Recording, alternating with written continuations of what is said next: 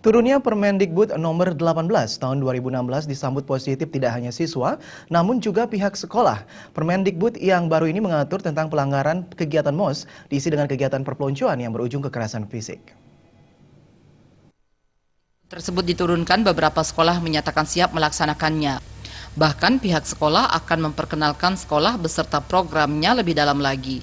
Kepala SMA Negeri 1 Sukawati Gusti Made Puja Armaya mengatakan, selain lebih mudah mengenalkan sekolah lewat perubahan MOS yang menjadi pengenalan lingkungan sekolah ini, pihaknya juga lebih cepat mendapatkan bakat minat siswa baru untuk memilih ekstrakurikuler yang telah disediakan sekolah, seperti pramuka, PMR, KSPAN, dan lain sebagainya.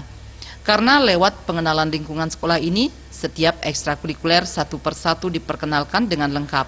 Terkait berbagai larangan yang terdapat dalam Permendikbud tersebut, menurut Gusti Made Puja Armaya tidak ada permasalahan, karena budaya perpeloncoan tidak pernah terjadi pada MOS sebelumnya.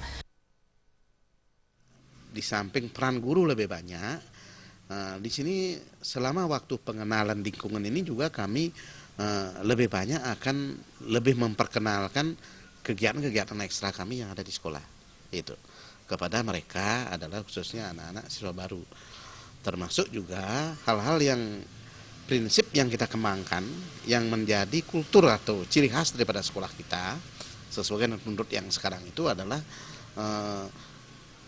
integritas maupun budaya literasi itu yang tidak bisa kita tinggalkan itu.